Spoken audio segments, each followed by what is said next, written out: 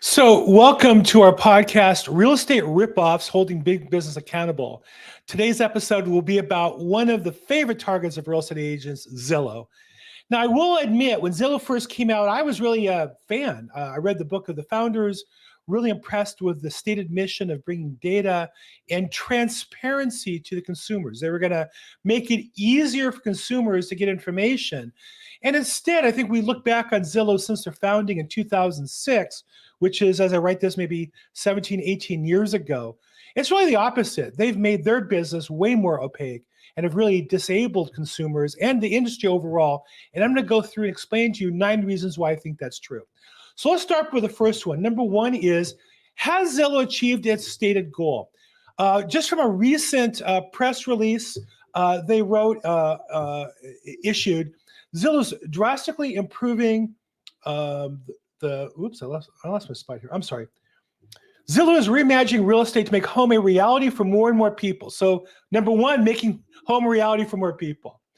And then as the most visited real estate website in the United States, Zillow and its affiliates help people find and get the home they want by connecting with digital solutions, great partners, and easier buying, selling, financing, and renting experiences.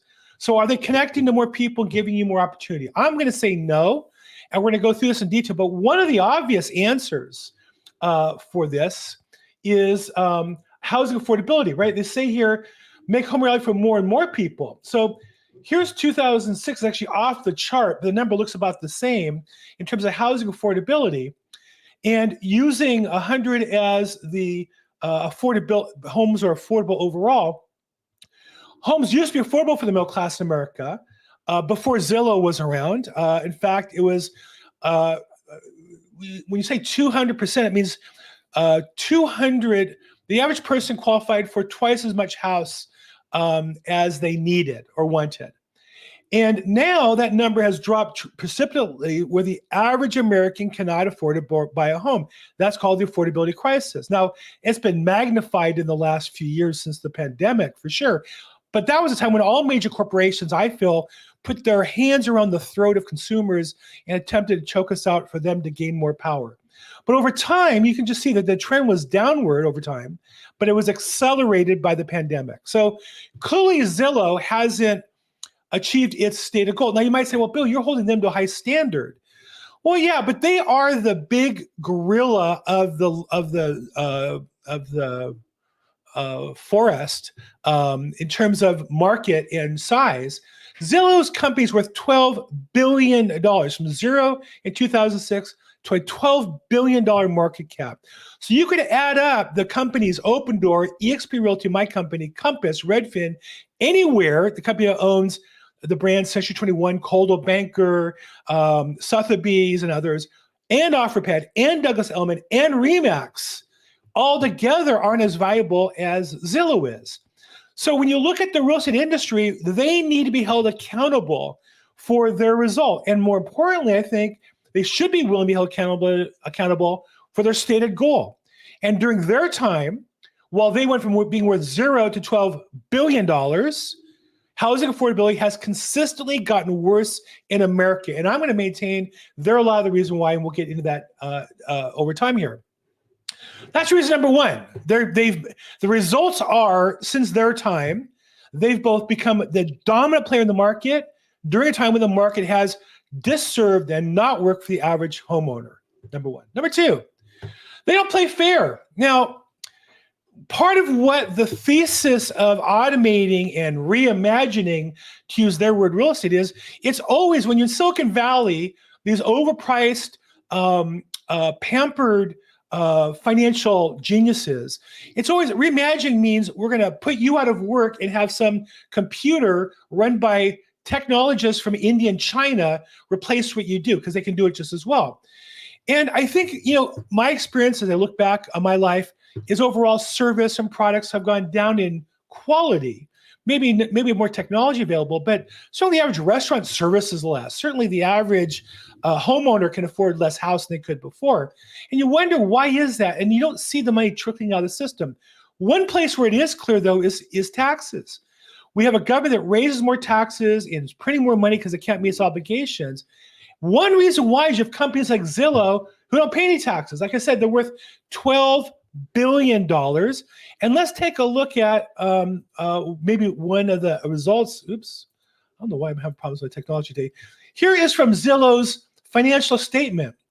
We're subject to taxes in the United States, federal, Canada, and Serbia. Isn't it interesting? They're subject to taxes. And they have a valuation because they put money aside in case they ever pay taxes. But what they tell you is, we've accumulated federal tax losses of $1.8 billion. So if they make $1.8 billion, they would pay no taxes. They've already have that.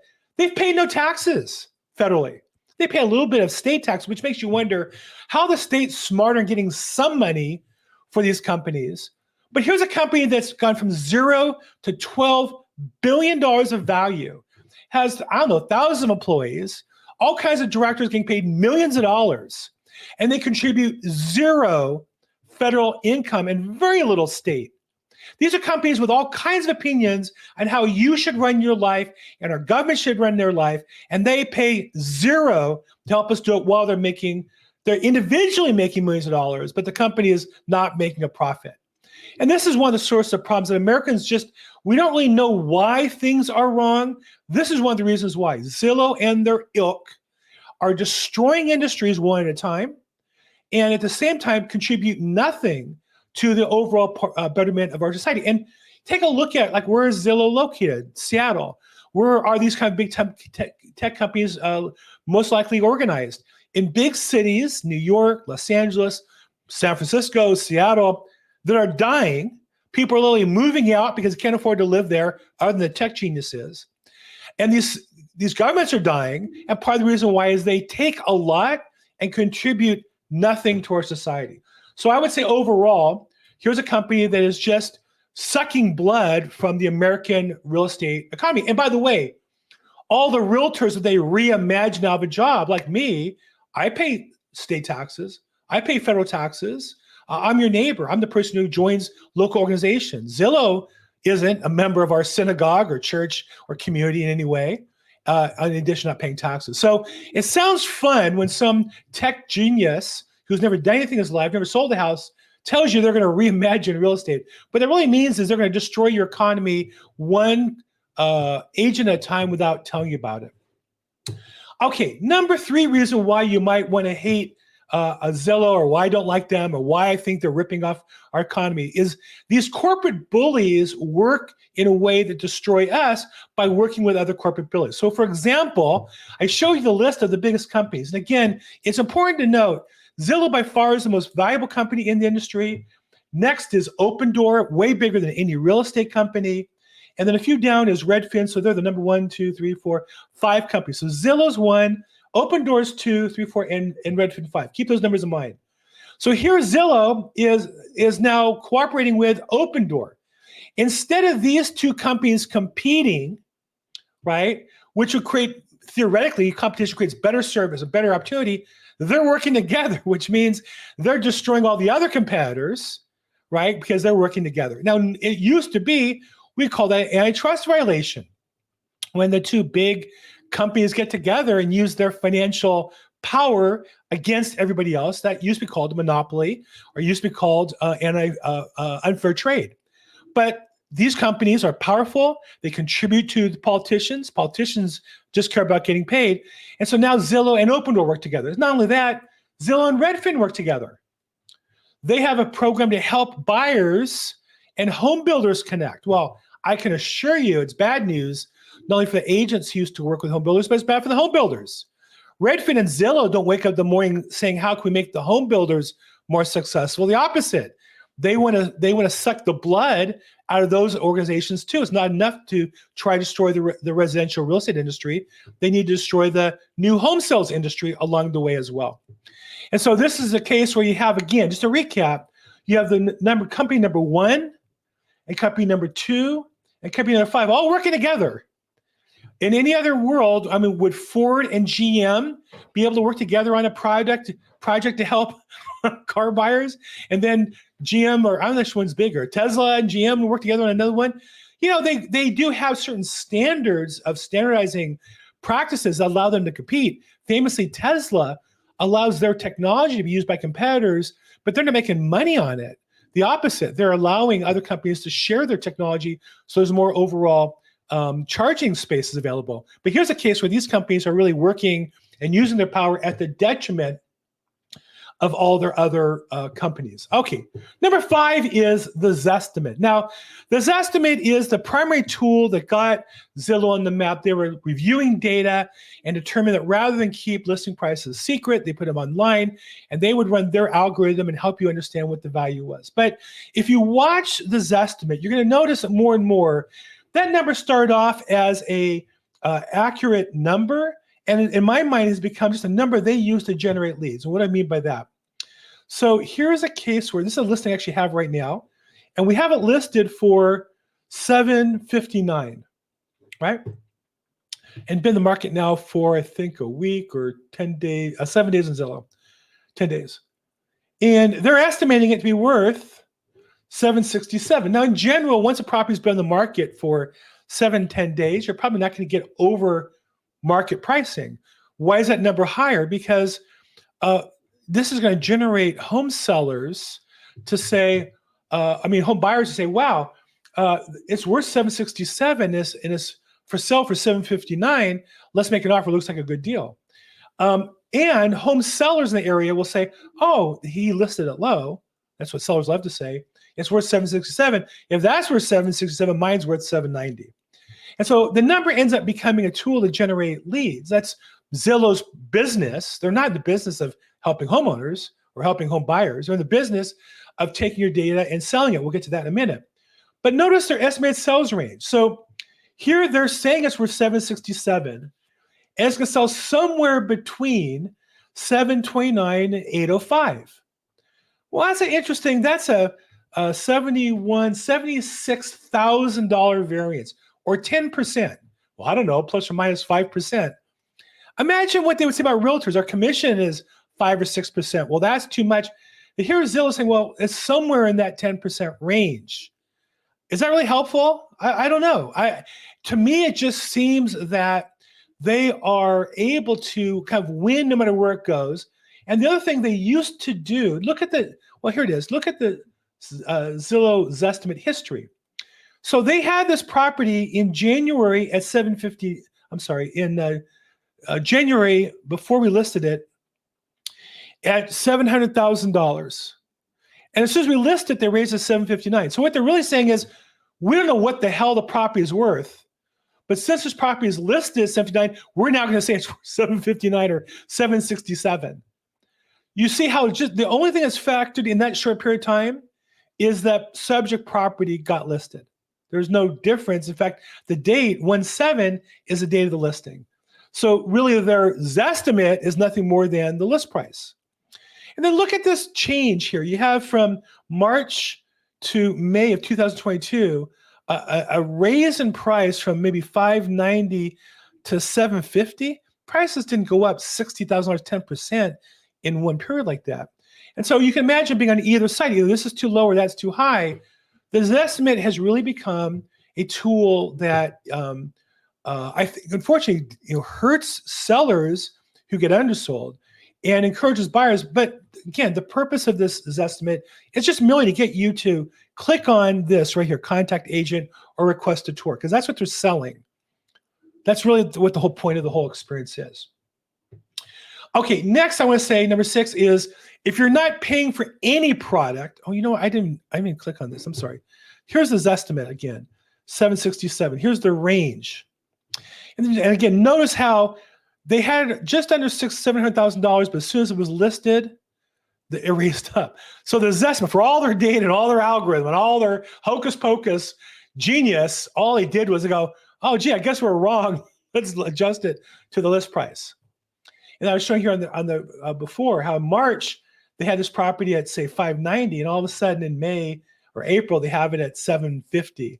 There's no way the property went up $60,000 in that time period. Then you see the adjustment. So again, a lot of this is just marketing hocus pocus. They don't make the algorithm public. Again, their founding, they said, was make things transparent. It's the opposite. It's all hidden. It's all shrouded in secrecy. It's all designed to get you to click on request a tour to see this property or contact an agent. They're selling that information. And as I said, if you're not paying for something, you are the product. And so all they're doing is you register, you click, and then they sell that data to one or more agents who will hound you forever to buy a house. They may or may not know the area you're looking to buy, but they want to get in contact with you, and they'll hire people to show you the property and put you in their system. Okay, next, this one's another one.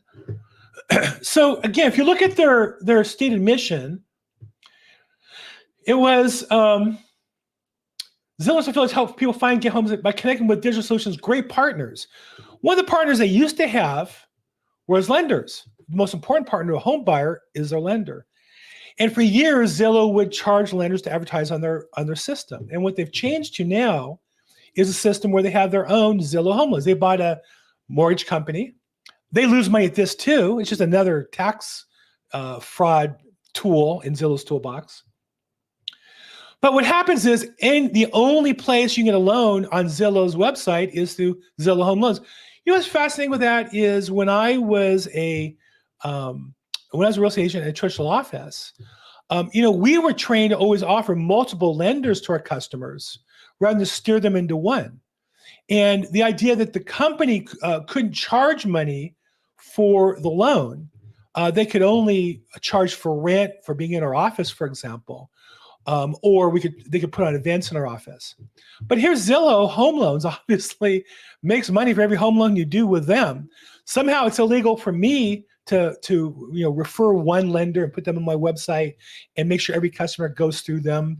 But somehow Zillow's able to do that. Why? Well, again, they're the biggest gorilla in the jungle, and they can bully. And if they get sued, it'll take years before they would lose, and they can pay off the politicians along the way. But it's just amazing to me how they went from having so many different lenders and lender partners and lender partnering with their realtors to advertise. They went to a different model where, no, we'll just take all the mortgage money ourselves. And I think you'll find overall they're going to lose money on mortgages forever because the mortgage business is very tough. And you can't just Silicon Valley your way into reimagining the industry. It really is going to require some more work. Number 8, pay to play. So this one's kind of funny, I found. Pay to play means that they're going to pretend that you're better just if you pay money. So here's an example. A great agent makes all the difference. So imagine you went in and put Beverly Hills, which is where my office is. You put your last name Gross because you knew the agent was me, Bill Gross. Here are the answers you get before the and maybe I don't remember which one of it is, but before that is our featured agents. Oh, that's interesting. I wonder why they're featured. They're featured because, drum roll please, they pay money to Zillow. It should just say those that pay us. Our preferred agents, because, I don't have this. I'm sorry. Let me do this again. A great agent makes all the difference. So if you put in Beverly Hills, where my office is, my name, this is the answer you get. None of these 3 people are in Beverly Hills. None of these 3 people's last name is Gross. They're featured because they pay Zillow. Instead of the word featured, it should say those realtors that pay us money. Advertised. How about advertised? Sponsored. Like in Google, it says sponsored. No, not here.